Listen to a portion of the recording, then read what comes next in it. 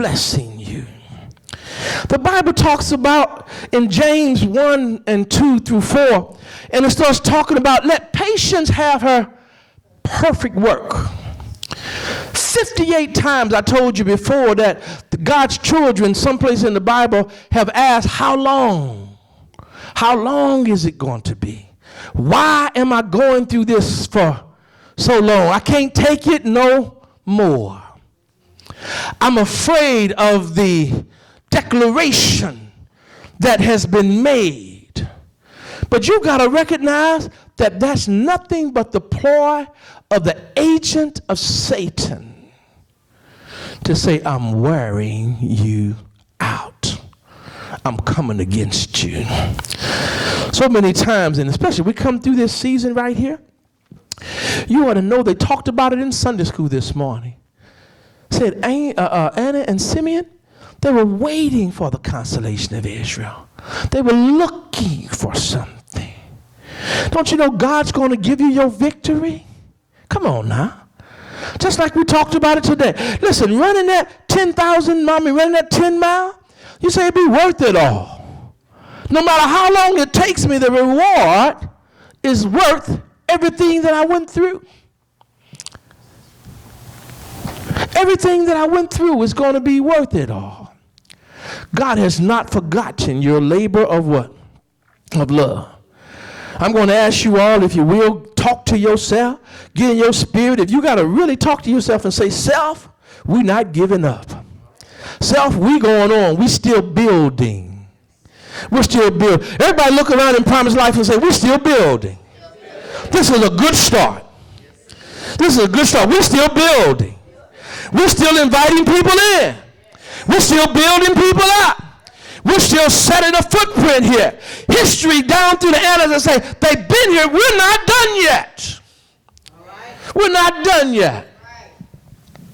We're not done yet. We can make it.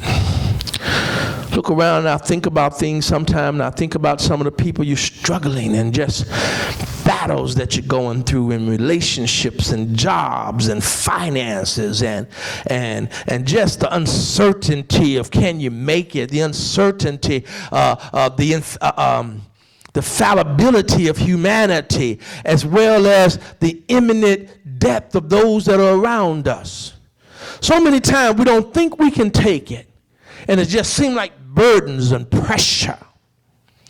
But I'm here to tell you that those are the things that God is using to build you. To build you. Do you all know how a diamond is made?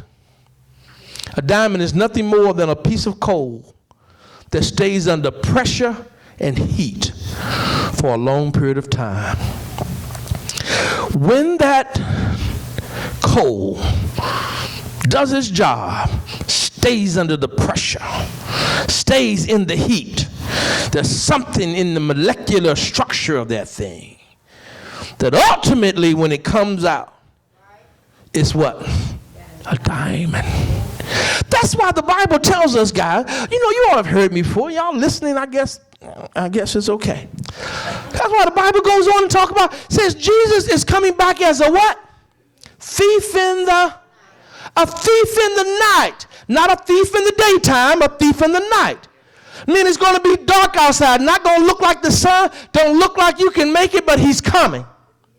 He's coming. He's coming when it's dark. He's coming when you can't see your way. That's one of the things that humans have a problem with. That's why most animals, they can see better at night. Humans see worse at night. So God is saying when you can't see your way through, when you think all is lost, when you're your most vulnerable, that's when I'm coming.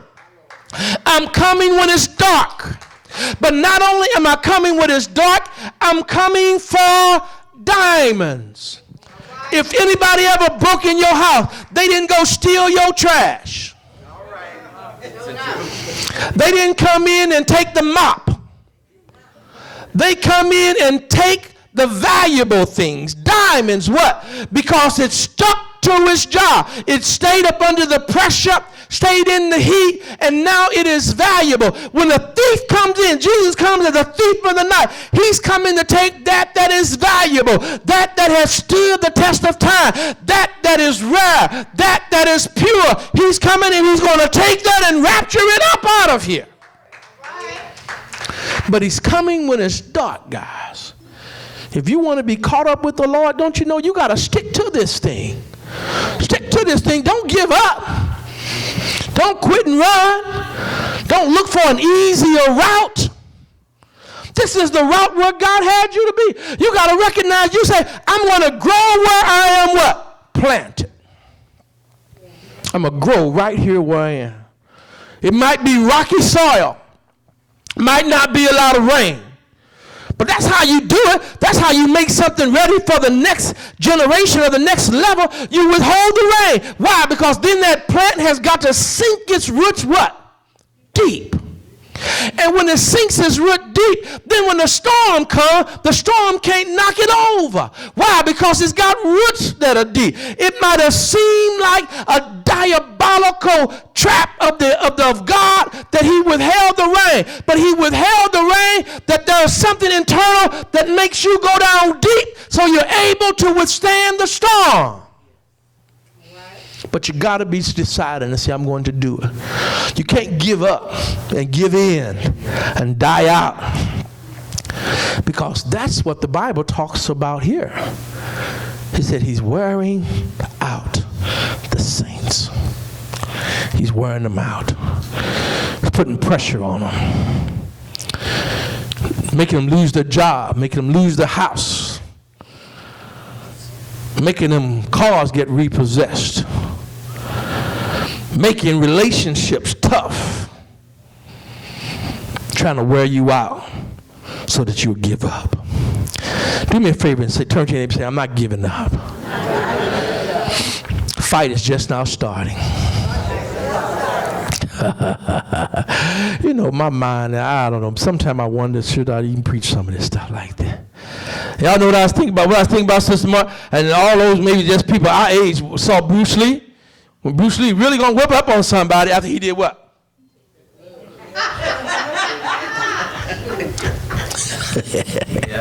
See, yeah, you got a little blood.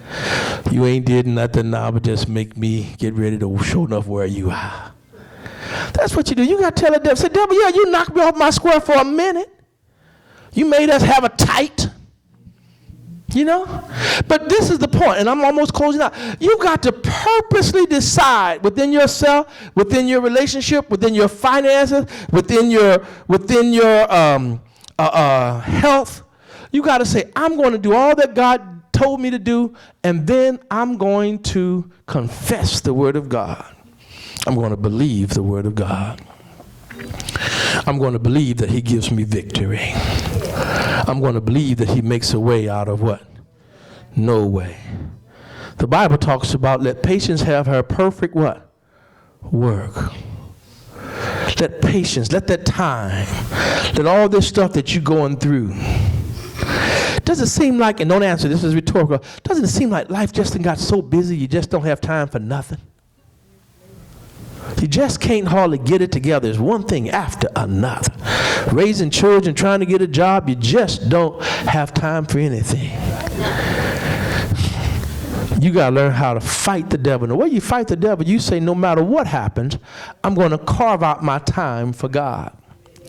And you'd be surprised when you give God that first time, how won't God order everything else? He'll order it all, guys. He'll order it all. But you've got to decide that you're going to give yourself fully over unto the Lord. Listen, I'm going to close out right